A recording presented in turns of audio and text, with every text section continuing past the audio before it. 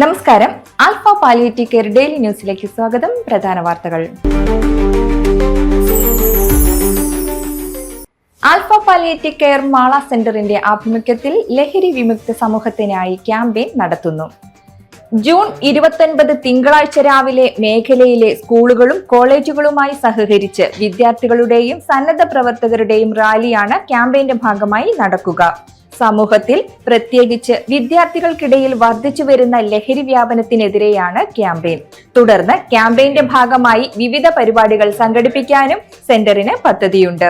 Carmel College, Holy Grace Polytechnic, Holy Grace Engineering College, Saint Teresa's College Kottakkal, Saint Antony's Higher Secondary School, Socorro Higher Secondary School എന്നീ വിദ്യാഭ്യാസ സ്ഥാപനങ്ങളാണ് റാലിയിൽ പങ്കെടുക്കുകയെന്ന് centre ഭാരവാഹികൾ അറിയിച്ചു. Kottarakkara government boys VHSSൽ SAPC പ്രവർത്തനങ്ങൾക്ക് തുടക്കം കുറിച്ചുകൊണ്ട് ആരിഷ് ക്ലബ് ഉദ്ഘാടനം നടത്തി. സ്കൂൾ പ്രിൻസിപ്പൽ ഷൈജിത്ത് ഉദ്ഘാടനം നിർവഹിച്ചു.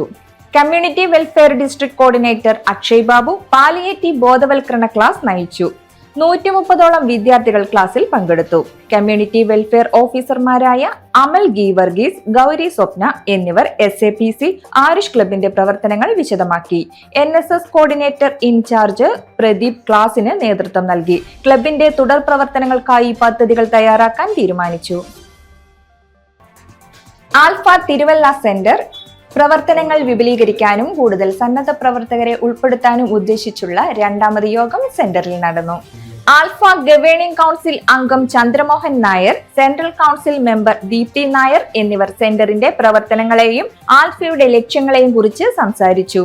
ICDS coordinator Ramya, Gopalakrishnan Nair, Nirmala Chandramohan, vice president Mohandas, Saramma George, SAPC district coordinator Anil Mohan, community development officer Ebin Mathew Sam, nurse incharge Priyanka, physiotherapist Judy, staff അംഗങ്ങളായ ശ്രുതി, ശ്രീലക്ഷ്മി തുടങ്ങിയവർ സെന്ററിന്റെ വിവിധ പ്രവർത്തനങ്ങളെ പരിചയപ്പെടുത്തി.